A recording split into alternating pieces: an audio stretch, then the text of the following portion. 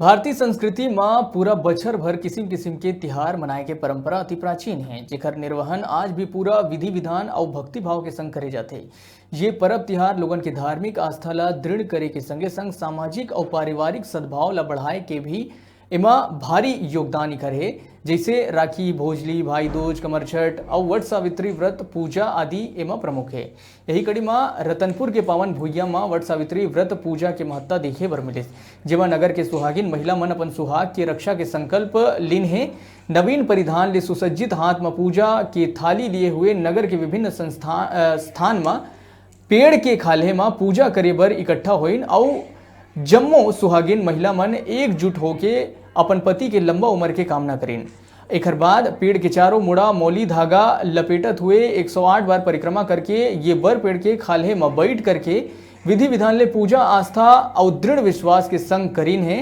अब एक बाद पूजा पाठ के सिलसिला ला आगो बढ़ाइन, पूरा सुहाग के समान ला वट वृक्ष में अर्पित करीन और उखर द्वारा ये कामना करे गई कि यही वट वृक्ष के जैसे ही पति के लंबा उम्र मिले। ऐसे मान्यता है कि आजे के दिन सती सावित्री यमराज तिरले अपन पति के प्राण की रक्षा करे रही से और हमारे छत्तीसगढ़ में आजे के दिन ले बरसात के सांकेतिक रूप ले प्रभाव घलो माने जाते, जेकर ले ये परब ला बरसाइत के नाम ले घलोक जाने जाते।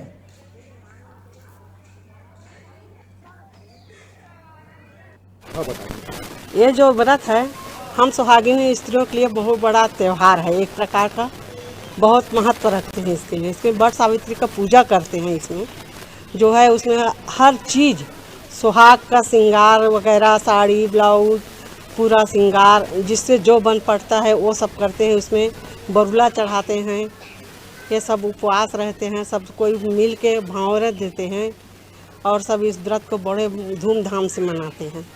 ये जो व्रत है बहुत बढ़िया है, इसको हर सुहागिन स्त्रियों को रहना चाहिए। इसमें बहुत इसका जो महत्व है आप सब जो जानते हो। जो सावित्री है अपने पति के लिए यह उपवास की थी, यम से वापस ली है अपने पति को बचाने के लिए और उसके साथ पीछे पीछे स्वर्ग में चली गई थी, वहाँ से अपने पति का प्राण बचा के वापस लेके आई है। अब ये बहुत अच्छी व्रत है, सबको रहना चाहिए और अच्छी त्यौहार है हम लोगों की। प्रत्येक वर्ष की तरह आज भी हम लोग वट सावित्री का व्रत किए। सभी सुहागन महिलाएं विधि पूर्वक व्रत किए और अपनी अपनी स्वेच्छानुसार पूजा अर्चना में जो श्रृंगार का सामग्री रहता है वो अपने तरफ से चढ़ाते हैं। हो सकता है तो अपने आसपास के गरीबों को दान भी देते हैं प्रसाद के रूप में, और जैसे जिनका जैसे ज़्यादा श्रद्धा है तो और किसी का मदद भी कर सकते हैं। सुहागन स्त्रियों को सुहाग का सामान भी वितरित कर सकते हैं, जितनी जिसकी श्रद्धा उसके ऊपर डिपेंड करता है।